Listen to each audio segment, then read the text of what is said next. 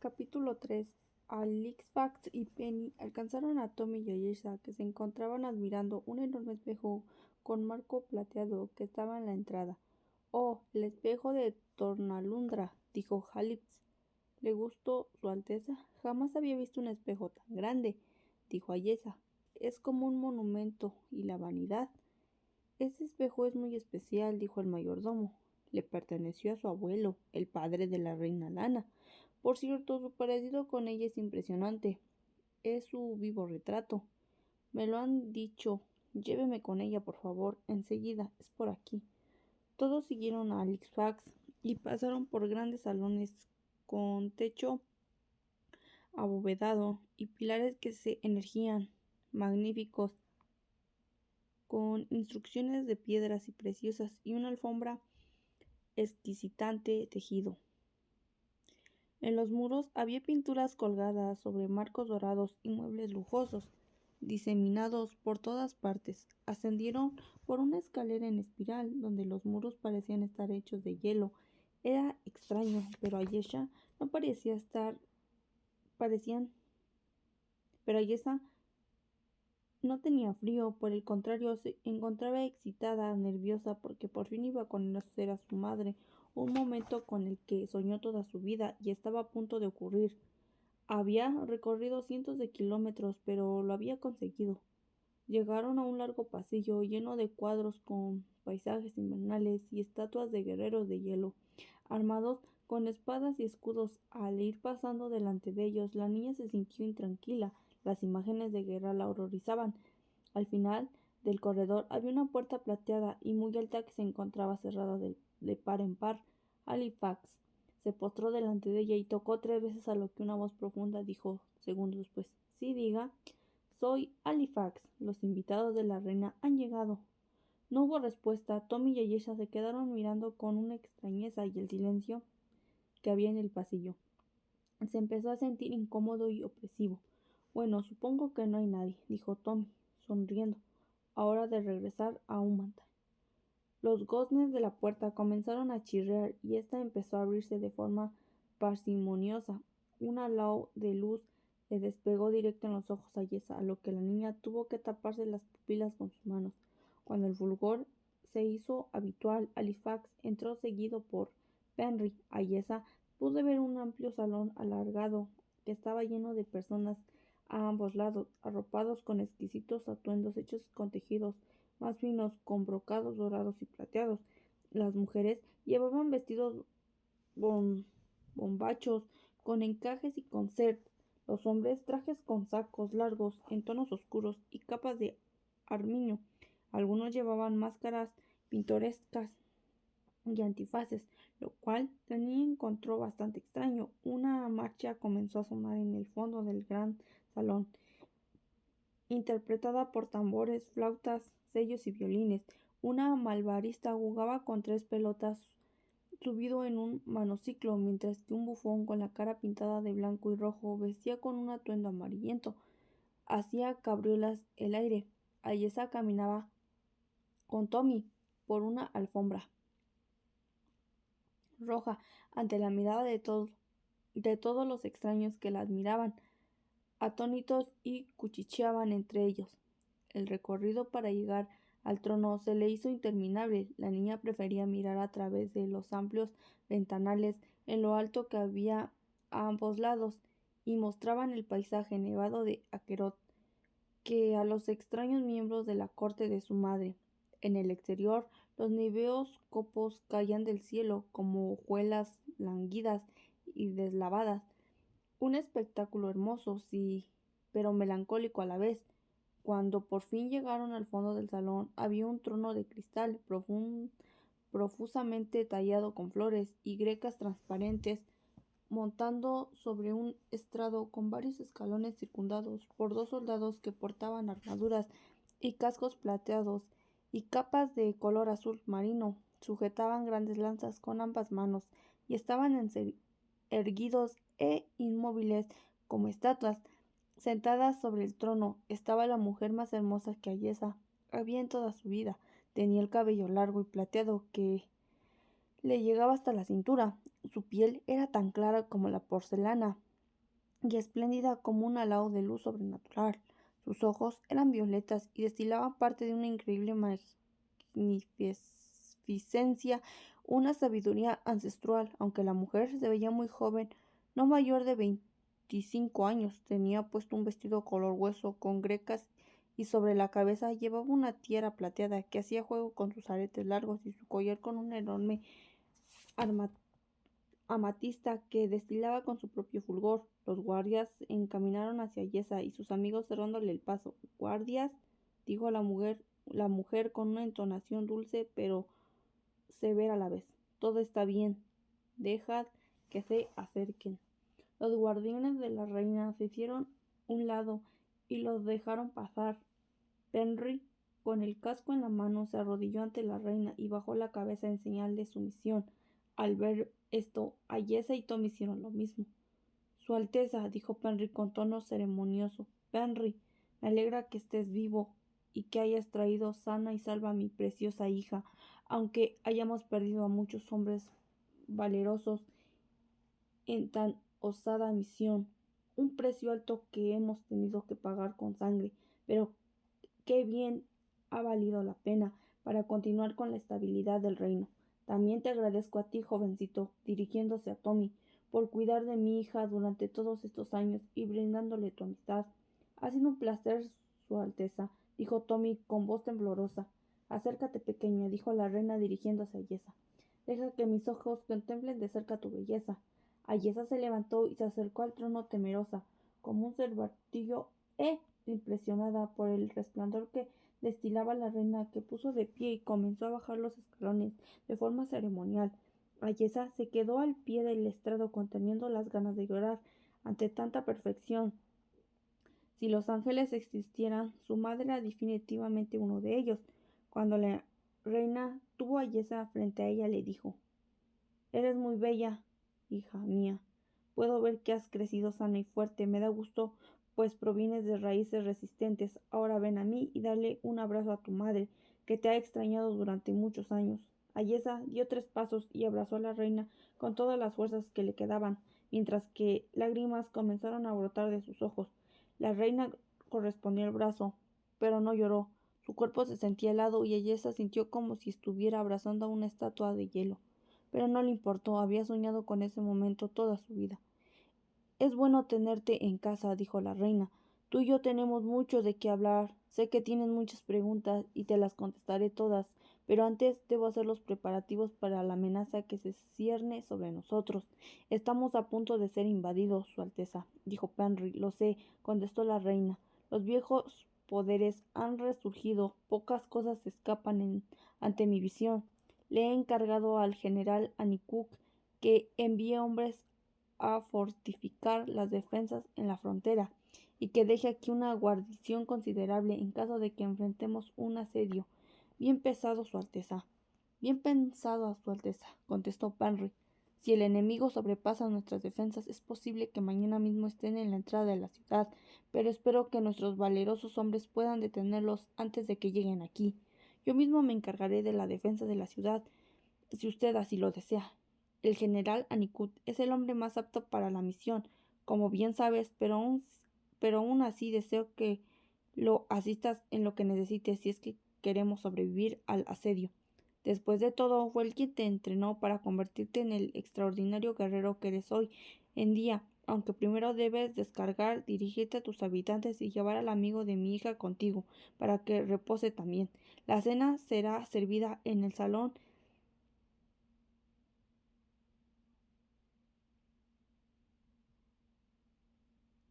en 1 hora. Espero te guste la comida de Akerot, Tommy.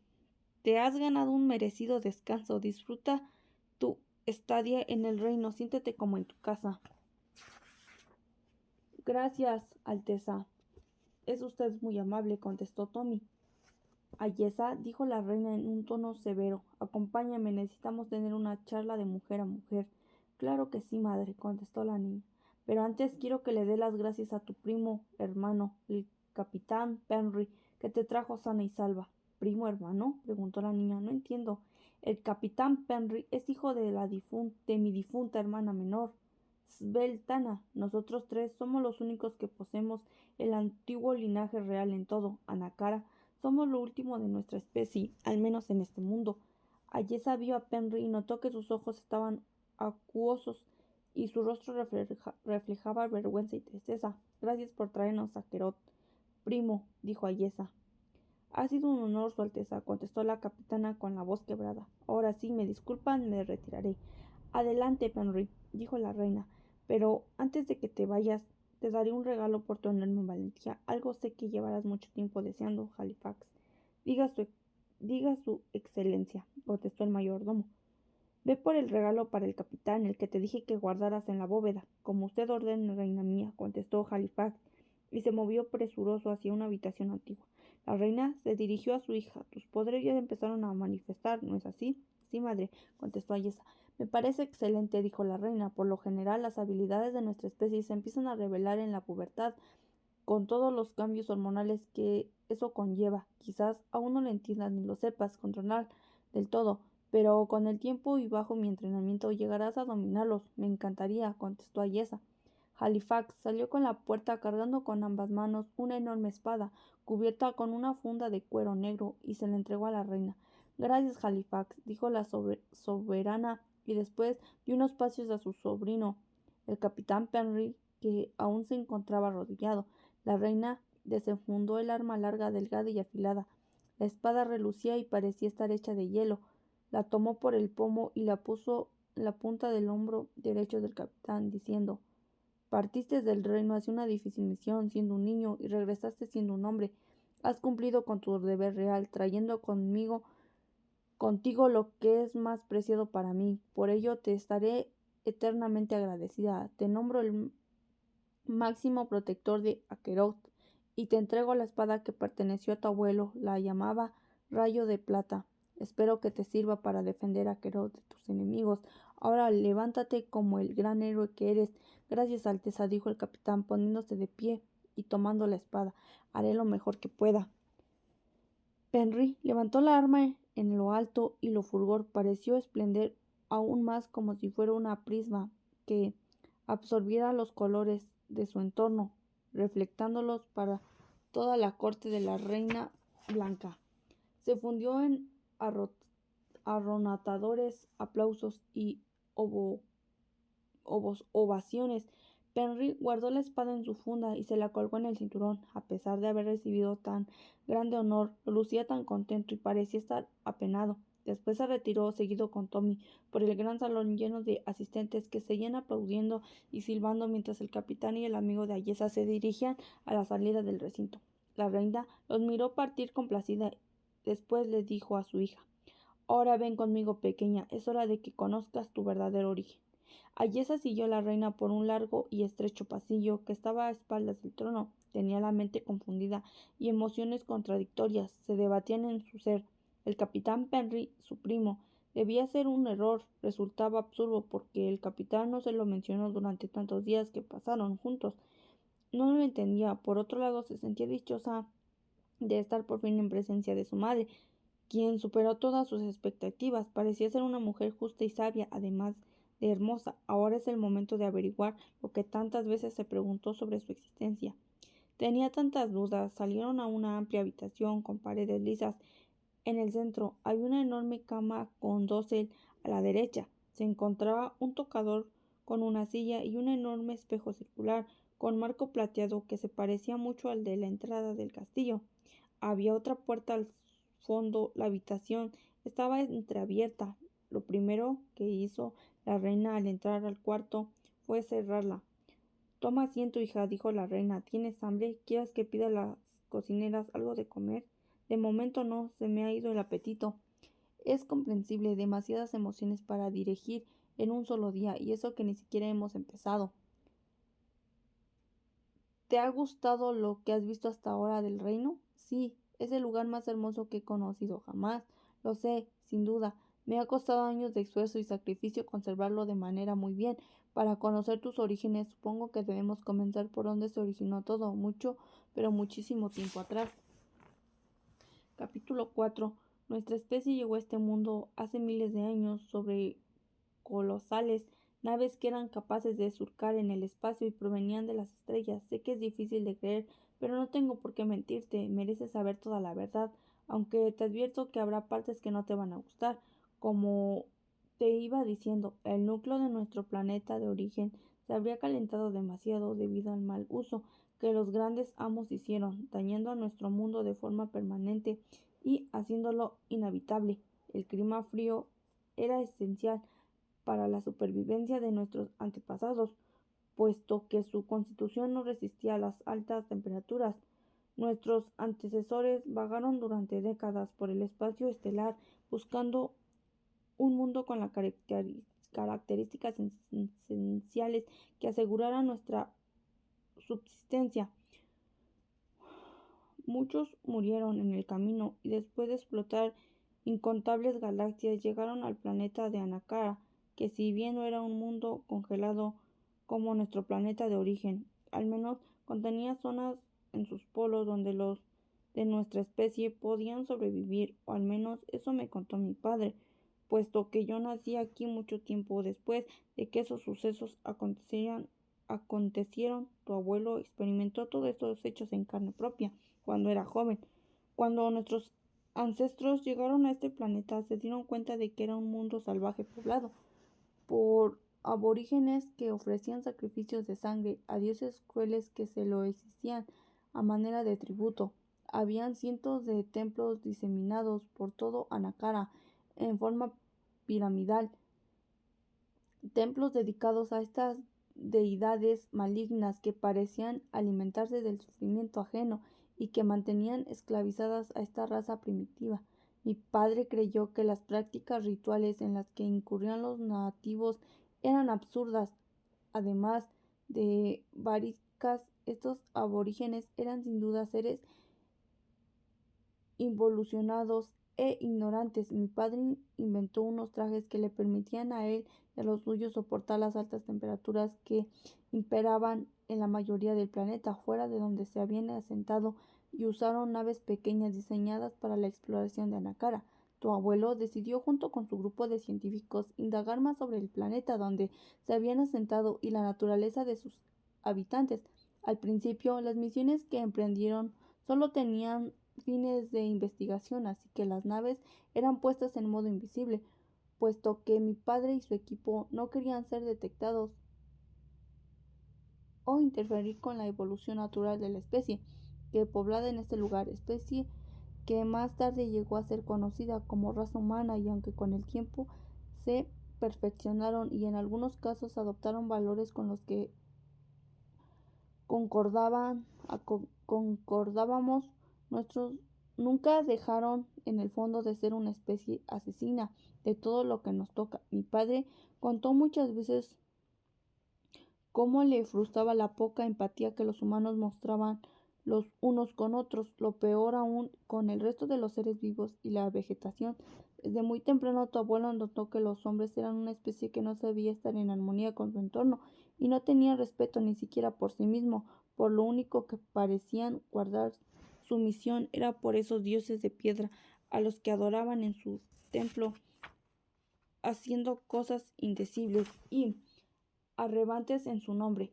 Después de mucho tiempo de investigar y debatir, nuestros ancestros decidieron lo impensable, que revelaron ante los aborígenes, que lo vivieron no menos que como dioses, ofreciéndoles todo tipo de atributos y adorándolos. Dejaron a sus dioses grotescos de lado y empezaron a venerar a nuestros antepasados en su lugar. Ahí se plantó la semilla para todos los sucesos trágicos que acontecían después, ya que los dioses antiguos que los aborígenes adoraban antes de nuestra llegada resultaron ser reales. Era una especie que vivía en el núcleo de Anacara, en profundas zonas subterráneas llenas de lava y vapores irrepresibles, así como altísimas temperaturas. Esa especie había estado aquí desde mucho antes que los humanos. Incluso se rumora que los hombres fueron una creación de ello para que les sirvieran como una mano de obra y alimento, además de tener una larga vida y descomunal fuerza. Esta especie se alimentaba de las emociones psíquicas de otras formas de vida, que consideraba inferiores. En este mundo y múltiples mundos se les conoce como demonios, aunque tienen otros nombres y son muchos los planetas que tienen debajo su dominio. Suelen ocultarse y gobernar desde las sombras, haciendo que sus súbditos dirijan en su nombre. Pero la agenda siempre es la misma: el total control y sumisión de la población para que ellos puedan alimentarse de las emociones negativas que sus habitantes reproducen. El rey de los demonios, conocido en el mundo antiguo como Kat-Sator, al ver que los humanos habían decidido suplantarlos con otros dioses y notar que ni él ni sus huestes, huestes eran adorados como él pasado, decidió salir con su ejército del centro de la tierra y rebelarse ante nuestros ancestros, que se mostraban sorprendidos y vieron lo muy inferiores que eran en números ante las tropas demoníacas de Kar-Sator. Fue así como una guerra cruenta sucedió a lo largo y ancho de Anacara, y duró por muchos años. La mayoría de los nuestros murió a manos del ejército comandado por el rey de los demonios. Consumidos por sus llamas, los humanos se dividieron. Unos tomaron partido por Kat-Sator, mientras que otros jugaron lealtad a mi padre y se asentaron en la tierra heladas a las que se le conoce hoy en día como el reino de Akeroth. La guerra fue cruel y violenta. Millones murieron de Kat-Sator. Fue vencido y desterrado del reino ultraterreno del cual había salido por toda la energía, o al menos eso pensábamos durante muchos años. Hubo paz. Mi madre fue nombrado rey debido a la valentía mostrada durante la guerra y se casó con su prometida, mi querida madre. A los pocos años nací yo, convirtiéndome en la heredera al trono. Pocas décadas, pues nació mi hermana, la princesa Sveltana, madre de Penry. Todo parecía prosperar en el planeta de Anacara y Akeroth. Se acostumbró como la más gloriosa civilización en todo ese mundo. Mi madre entonces emprendió una cruzada junto con su equipo seguido para reconstruir a los nativos sobre agricultura, pescas, arquitectura y ciencia. Fue así como en el pasar de las décadas los humanos lograron prosperar y evolucionar. Erigieron ciudades que después se convirtieron en reinos, y mientras la civilización de Anacara progresaba, las semillas de su reconstrucción poco a poco iba germinando. También, puesto que los demonios suelen ser rencorosos y no son fáciles de vencer, el príncipe Aldarek, hijo del rey Kat-Sator, ascendió al trono y con ello llegó a la perdición de Anacara, ya que durante siglos planeó su venganza en contra de aquello que tanto daño había causado a su especie. El culto a los demonios nunca debía causado a su especie.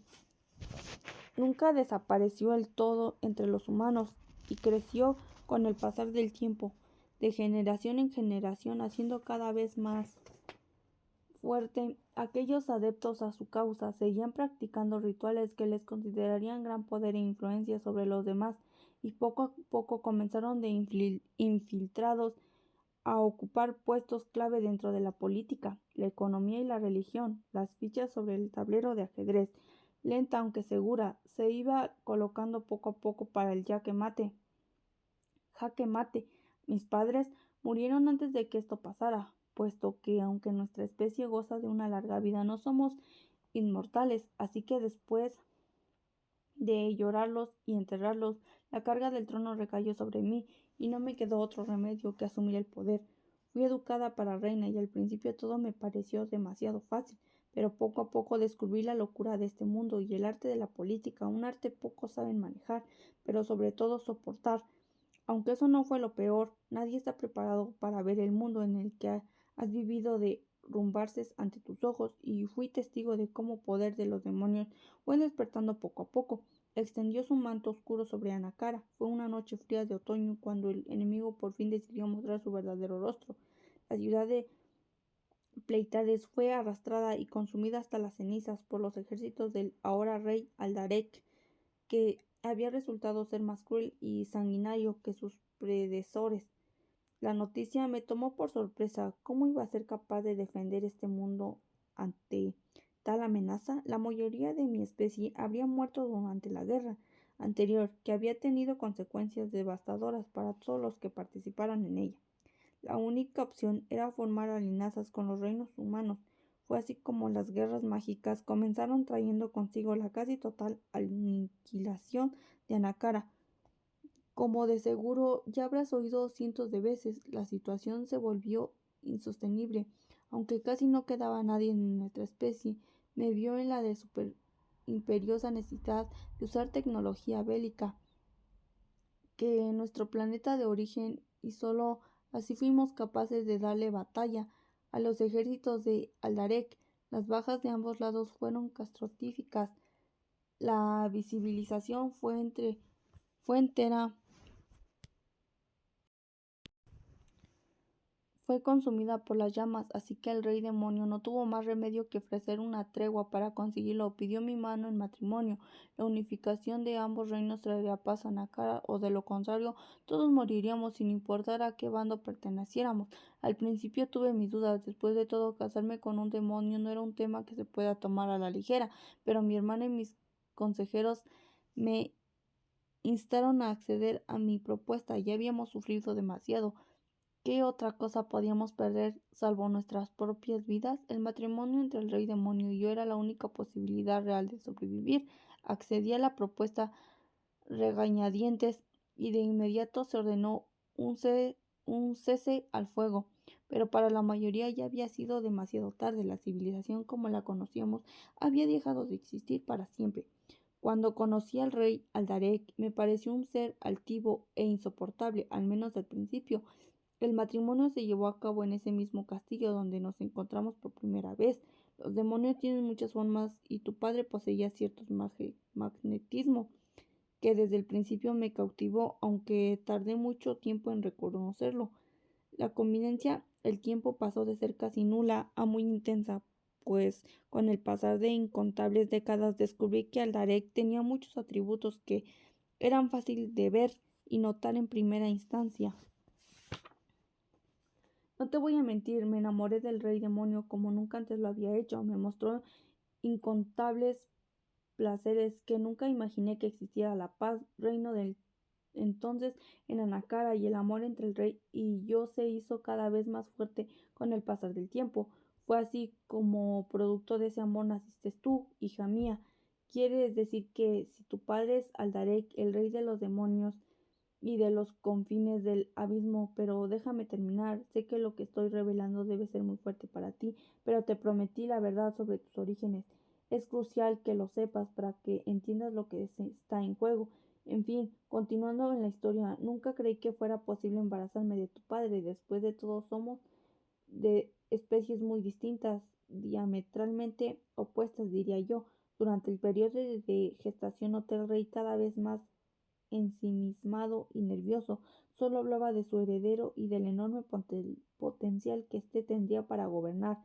No para no paraba de hablar de otros mundos diferentes, a como a poco caería ante su heredero, que naciera del hielo y el fuego. Nadie sería capaz de hacerle frente y de vencerlo, y cada vez que lo escuchaba decir esto se sentía indecible, temor por ti, y por lo que Alderek te obligaría a hacer en su nombre. Mi embarazo fue muy complicado. A veces sentía que me desgarraba el vientre por dentro. El rey se mostraba cada vez más distante y hosco conmigo. En varias ocasiones me dijo que en cuanto nacieras te llevaría consigo a su reino en las profundidades. Me sentía muy angustiada y deprimida. Lo único que me mantenía con vida era la ilusión de que nacieras. Pero dentro de mí sabía que si crecías bajo el influjo de tu padre, eso resultaría devastador para tu porvenir. Aldarek tenía muchos emisarios y guerreros que le eran totalmente fieles. Me sentía vigilada en todo momento y en cada lugar donde iba. Incluso empecé a desconfiar de los seres más allegados a mí. Unos días antes de que nacieras, escapé del castillo temiendo por mi vida y por la tuya.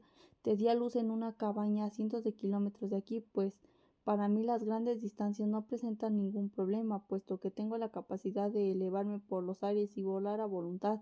Viajé por toda Nakara buscando quien te pudiera guiar, puesto que, aunque te amé con toda intensidad indescriptible, desde el primer momento en que te vi sabía que tenías que crecer lejos de la profunda influencia de tu padre, o yo ejerceríamos sobre ti. Ptolomeo resultó ser el candidato ideal. Su corazón era puro y estaba libre de toda malicia. Eso lo noté, puesto que me es fácil penetrar en el corazón y en el espíritu de los demás. Crecer a su lado en un ambiente pacífico te ayudaría a moldear para convertir en quien eres, a quien estarías destinada a ser. Supongo que el pescador te lo contó, ¿no es así? Sí, pero no tan detalle. Me lo contó poco antes de partir hacia aquí. Poco después me enfrenté a tu madre, a tu padre, y quizás ponerle fin a sus siniestros planes de una vez por todas. ¿Cómo te puedes dar cuenta? Resulté vencedora. Si no, estaríamos teniendo esta conversación. No estaría muerta de Alderete. Ya te harías usado para sus nefastos y oscuros propósitos de dominación. Me cuesta trabajo creer que mi padre sea el creador de tanta destrucción en este mundo. No es que no desconfíe de ti, por supuesto, pero es que de pronto un soldado entró a toda prisa a la habitación de la reina. Tenía la frente perlada en sudor y le temblaban las manos. La reina, al ver que entraba de forma tan abrupta, visiblemente molesta, alzando la voz, preguntó: ¿Qué quieres? Su Alteza, disculpe la interrupción. El ejército enemigo ha llegado a la ciudad. Es extraño que no lo haya percibido, contestó la reina. Avisa al capitán Penry y pone en marcha todos los preparativos necesarios para resistir al asedio. Declara máximo estado de alerta entre toda la población. Que niños pequeños y mujeres se esconden en sus casas. Todo ciudadano apto para tomar un arma en la mano y blandirla deberá luchar para proteger la soberanía del reino. Así será, su majestad, dijo el soldado, y de inmediato abandonó el cuarto. No pensé que llegara tan pronto, dijo la reina. Extraño que la bola de cristal no me lo haya mostrado. ¿Bola de cristal?, preguntó Ayesa. ¿Qué quieres decir? Después te lo explicaré. Ahora no hay tiempo. Solo te puedo decir que he visto muchos en los sucesos que te han traído hasta aquí, gracias a un objeto mágico que me fue entregado hace muchos años. Espero que me lo cuentes, porque he visto un artículo similar en el interior de una pirámide de Eunice, y era usada por un demonio que me secuestró. Adán, conozco a ese ser tan ruin. Es un manipulador y un mentiroso como todos los de su especie. Ese mismo. El mundo de Nakara resultó ser mucho más pequeño de lo que pensaba, pero creo que ya no me representará ninguna amenaza para nosotros, puesto que fue vencido por Penry. Bueno, y a todo esto, ¿qué fue de mi padre? Será un monstruo, pero creo que tengo derecho a saber dónde está. Oh, lo tengo prisionero en este mismo castillo. El ejército invasor lo quiere es liberarlo, pero no debemos permitir que eso suceda, bajo ninguna circunstancia. El destino de Akerot y sus habitantes depende de nosotras. Capítulo 5.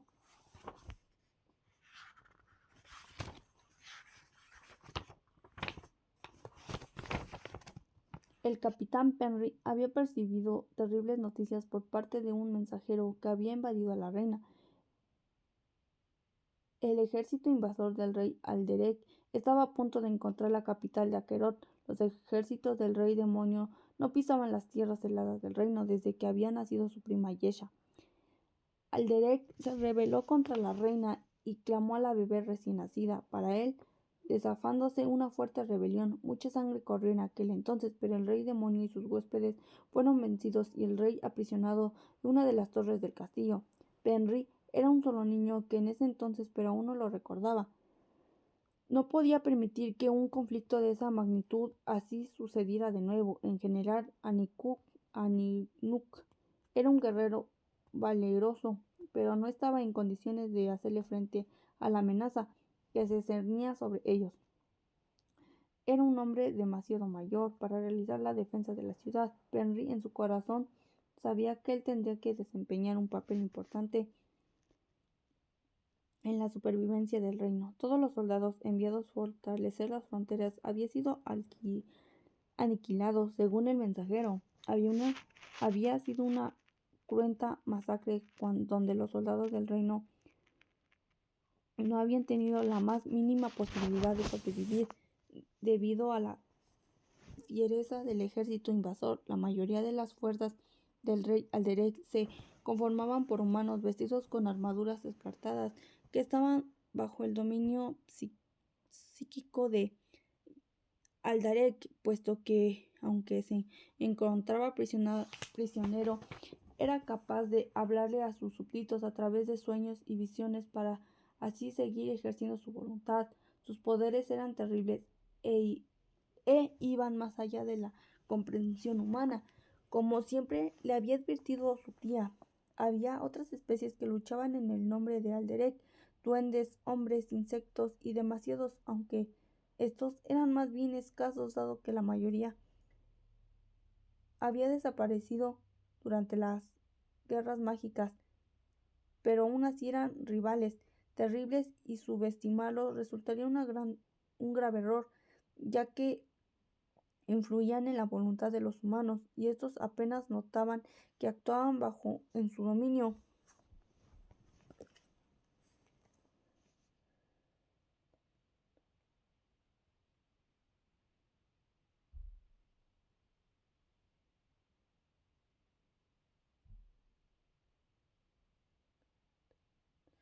Obedeciéndolos ciegamente y cumpliendo sus designios sin cuestionarlos. El propio Penry había luchado contra Dan, un demonio de categoría menor, y lo venció casi de milagro, puesto que al ser alado había resultado ser un rival muy fuerte. El capitán Penry no sabía si él y los suyos serían capaces de sobrevivir el asedio. Ascendió, pero quiso mostrarse optisa algo más de lo que lúgubre personalidad le permitía.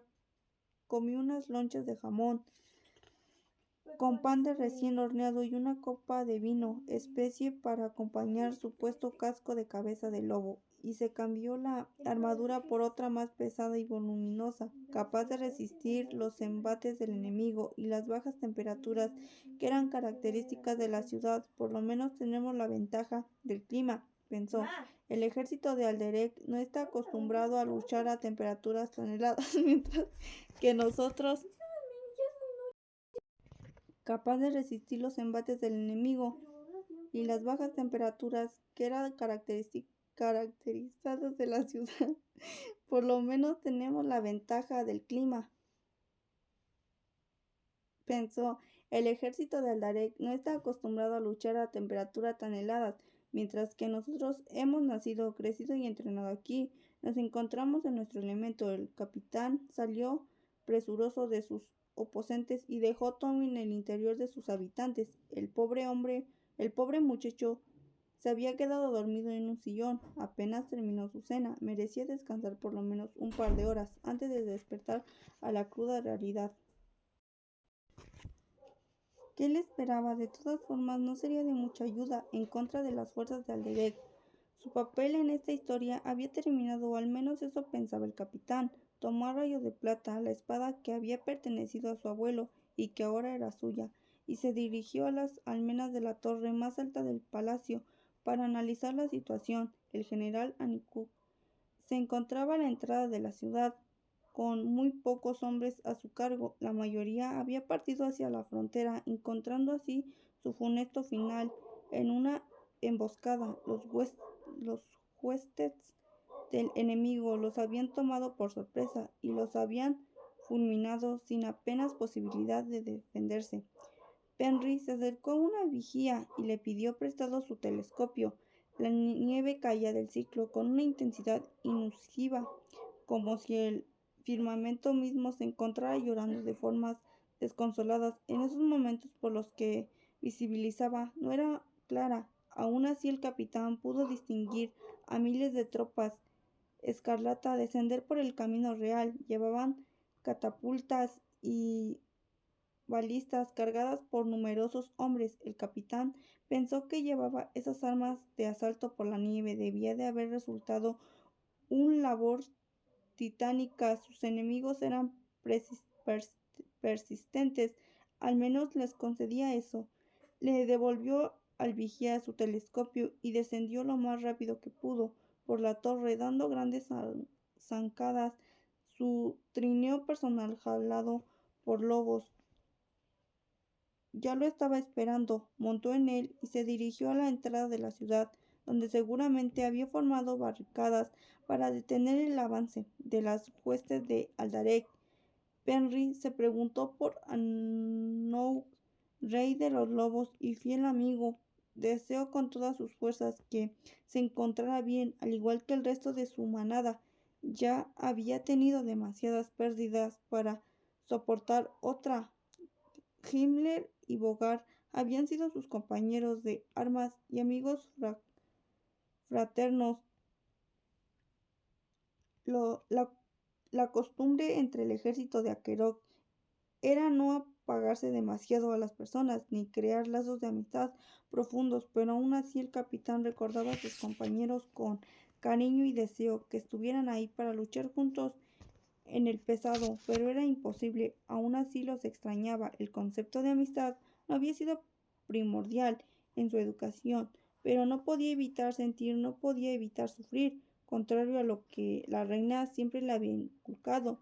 En términos generales, el valor máximo de su gente era proteger el reino como tal, no a sus individuos ni al bien común. El sentimiento y el amor nacido debía de ser más grande que cualquier afecto. Todos los niños desde la cuna eran educados a amar al reino de Akerok y a su propio gobernante, la reina Alana, por sobre todas las cosas. Penry atravesó las calles de la ciudad, que en esos momentos se encontraban desiertas según los protocolos reales. En caso de ser invadidos, niños y mujeres debían ser enviados a un lugar seguro o, en el peor de los casos, a sus viviendas, pues decretó que la reina, toda casa en el reino tenía que tener un sótano hecho de material muy resistente para así soportar los ataques de las armas con las que se usaron durante las guerras mágicas. Akerot había aprendido bien su lección, aunque con un alto costo. Muy a la distancia pudo ver inmensas llamas anaranjadas y ascender a pesar de las fuertes tormentas de nieve que caía. Este fuego no es normal, pensó Penry, viendo atónito la escena de edificios, casas y hombres, incendios por igual. Esto es magia oscura del más alto nivel. Le ordenó a sus lobos apretar el paso mientras se dirigía por la calzada principal a la entrada de la ciudad. La avanzada del enemigo estaba compuesta por guerreros corpulentos que trataban de traspasar las líneas de los huestes de Akerot, que habrían colocado barricadas para evitar la entrada de las tropas escarlata. Detrás de ellos había decenas de arqueros con armaduras lanzando flechas con fuego hacia las construcciones cercanas y acercando en la mayoría de los casos en su objetivo.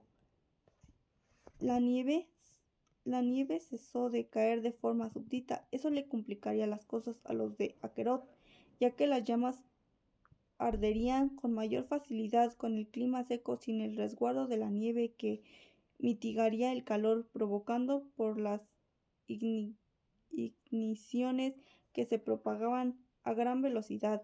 El capitán Penry se sentía en medio de una pesadilla y perturbado de estar a punto de enfrentarse con un nivel tan poderoso.